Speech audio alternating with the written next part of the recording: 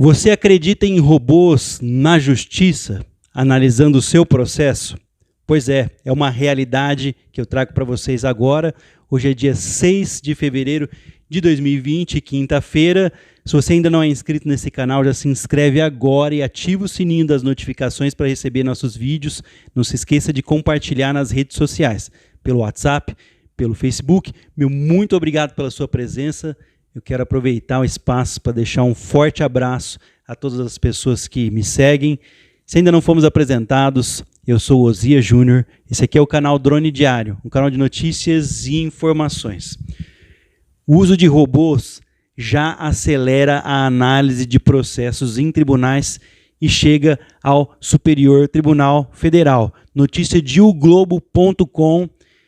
Desde setembro do ano de 2019, o robô Leia escaneou 1,9 milhão de processos em fóruns de 5 estados: Acre, Alagoas, Amazonas, Ceará e Mato Grosso do Sul. A análise identificou jurisprudência em 8% dos casos. Jurisprudência é algum caso que foi visto em lei, que foi bom para aquela pessoa e pode ser utilizado em outros casos. Não é uma lei, mas é como se fosse uma medida que auxiliou algumas pessoas, que pode ser utilizada em casos semelhantes. Num país em que a justiça leva em média 4 anos para decidir um caso, existem aí mais de 78 milhões de processos à espera de uma sentença. Juízes estão recorrendo à tecnologia na tentativa de limpar caminhos. De varas de primeira instância ao Supremo Tribunal Federal, cada vez mais os magistrados usam softwares de inteligência artificial em que robôs virtuais desempenham tarefas antes executadas por humanos. Isso vai ter aí, é lógico, uma consequência que eu vou falar aqui no final desse vídeo. Para além de uma tentativa de ganhar tempo, a tendência da justiça replica uma corrida por eficiência já comum em escritórios de advocacia. O uso da inteligência artificial na justiça ganhou peso há um ano, quando o Conselho Nacional de Justiça, o CNJ, órgão que dá diretrizes ao trabalho de juízes, publicou uma portaria elencando a adoção desses modelos como uma das prioridades para desafogar aí a fila de processos. Desde então, iniciativas esparsas ganham força. É o caso do Leia, um robô virtual que lê milhões de páginas em segundos para identificar casos com jurisprudência no Superior Tribunal Federal e que, portanto, dispensa novas teses jurídicas. Em setembro do ano passado, o Leia escaneou 1,9 milhão de processos em fóruns de 5 estados: Acre, Alagoas, Amazonas, Ceará e Mato Grosso do Sul. A análise identificou aí, então, portanto, 8% de jurisprudências nos casos. As conclusões estão agora nas mesas dos magistrados para avaliação. Depois eu vou fazer uma analogia aqui, uma comparação do que acontece com a Previdência Social, o INSS hoje. O robô levou 240 horas no trabalho. Se feito de forma manual por uma pessoa, levaria aí 950 mil horas. O que foi feito em 240 horas, se feito por pessoas, levaria 950 mil horas. O equivalente a 108 anos. É o que diz aqui Tiago Melo, um especialista em Softplan da empresa de TI, que é fornecedora aí de tecnologia para justiças estaduais e criadora do Leia. No Tribunal Superior do Trabalho, o TST, o órgão máximo para a solução de disputas trabalhistas, um robô chamado BenTV, desenvolvido por servidores do órgão em outubro de 2018, analisa os processos legais das ações encaminhadas para lá e informa a magistrados e técnicos as prioridades do órgão. A ideia é evitar atrasos no andamento processual de casos urgentes ou perda de tempo com processos que já caducaram. a iniciativa levou aí à produtividade. Então, portanto, teve-se mais produtividade. Segundo a assessoria do órgão, no ano passado, o TST julgou 331.040 processos, 3,5% a mais do que em 2018. Em casos aí, os robôs acabam com um gargalo no caminho de uma decisão judicial. Em Pernambuco, por exemplo, faltava gente para dar conta aí de tantos processos de cobranças de tributos municipais, são 80 mil por ano no Recife. Com isso, uma ação demorava 1 ano e meio para começar aí a ter o encaminhamento. Criada em 2018 por servidores do Tribunal de Justiça de Pernambuco, o robô Elis escaneia esse tipo de processo para detectar conteúdo e a vara mais indicada para julgá-lo. Hoje, os processos desse tipo não demoram mais do que 15 dias para ter algum tipo de andamento. O interesse aí no uso da inteligência artificial chegou até mesmo ao Superior Tribunal Federal.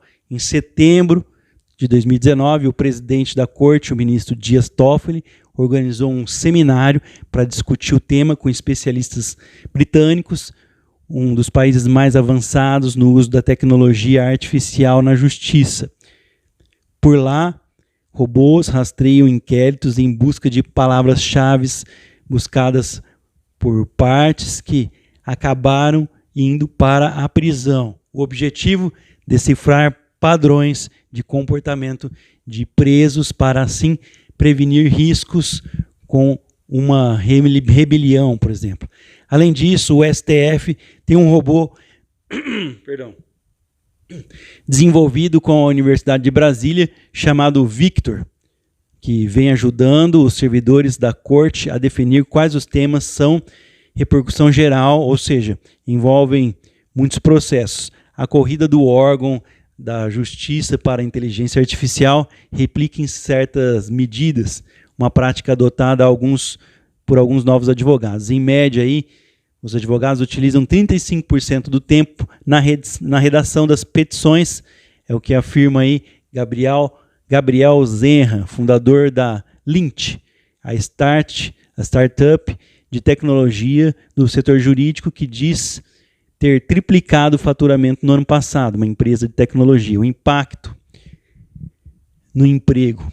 Pessoal, para você que viu aqui a existência dos robôs como inteligência artificial no julgamento dos processos, primeiro eu vou falar sobre o impacto sobre isso no emprego aqui do ser humano e depois eu vou comparar com a previdência social.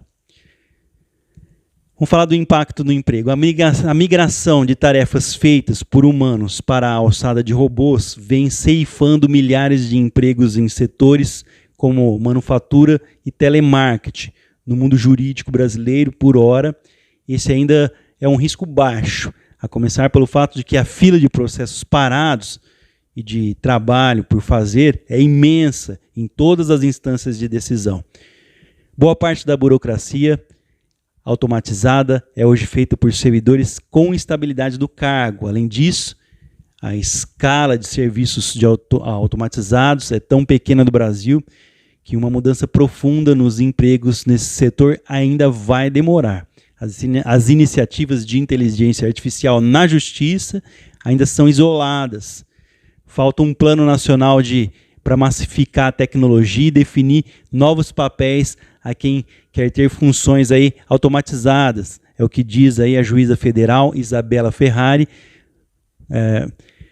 da universidade aqui, doutora na Universidade Estadual do Rio de Janeiro e pesquisadora visitante da Universidade de Harvard sobre o assunto de uso de tecnologia na justiça. Então, portanto, ainda vai demorar para que as pessoas comecem a perder seus empregos devido ao uso da tecnologia. Agora vamos falar sobre o INSS. Um comparativo rápido aqui. Nós vimos aqui que na justiça os robôs leem os processos e esses processos são levados aos magistrados para o julgamento, ou seja, a presença humana se faz necessária, são os homens quem julgam. Já no INSS, que se explorar a tecnologia para fazer de forma automática a concessão de benefícios, o que com isso gerou um grande número de negativas, porque se esqueceu o lado humano, o lado social. As máquinas não são capazes de julgar. O que elas fazem? Elas apenas analisam e falam, não, a pessoa não tem direito, a pessoa tem direito, não tem direito, tem direito. Isso deveria passar aí pela análise de pessoas, como existe a falta de recursos humanos, a falta de pessoas, não se tem concurso previsto. O que acontece é que o INSS deu um tiro no pé utilizando a tecnologia, ao contrário do que vem fazendo a justiça aqui num comparativo. As máquinas analisam para separar quais os setores que vão julgar. Já no INSS, quer que tudo seja feito de forma, pelo menos grande maioria dos serviços, de forma automática, sem a presença do fator humano. Isso não pode acontecer. É o que levou a essa enorme fila, porque não existe uma pessoa para fazer uma triagem dos pedidos. Hoje qualquer um faz um pedido junto ao INSS a qualquer hora do dia ou da noite. Então a tecnologia aqui atrapalhou e talvez seja aí uma das causas aí da falência do sistema previdenciário para os próximos anos que venham a seguir. Deve ser feita alguma coisa de urgente nesse sentido, o que não tem sido feito. Então, por exemplo, nós tivemos o exemplo aqui, então, um exemplo bom, um exemplo positivo da justiça, de como se deve ser usada a tecnologia. Como? Em conjunto com o fator humano. Seu processo deve sim ter a presença de robôs apenas para seleção, mas quem faz o julgamento são as pessoas capacitadas. E isso não vem acontecendo na Previdência Social, o que vem prejudicando centenas de milhares, aí, milhões de brasileiros. Precisamos do fator humano na Previdência. Na Justiça, a tecnologia só vem ajudar. Só para você ficar tranquilizado, nenhum robô vai julgar o seu processo. É apenas para a seleção, para que seja colocado na mesa do tribunal aquele fato que deve ser julgado. Então isso é muito bem-vindo, espero que seja investido mais para os próximos anos, espero que o INSS tome aí como um exemplo a ser seguido, o exemplo de uso da tecnologia pela justiça nos tribunais pelo mundo afora, e agora, há alguns anos aí, desde 2018, finalmente chegando ao Brasil com tecnologias inovadoras para que se acelere o processo de seleção. Talvez, se a seleção fosse feita através das máquinas e levadas as pessoas dentro do INSS, não estivéssemos nessa crise aí de 2 milhões de pessoas na fila. Pessoal, vou ficando por aqui. Espero que você tenha gostado do vídeo e entendido que o uso da tecnologia não vai prejudicar você na justiça, só vai ajudar, porque são as pessoas que vão continuar julgando. Ao contrário do que vem acontecendo no INSS, onde eles querem tudo de forma automática para economizar com recursos humanos. Um forte abraço a todos, até o próximo vídeo.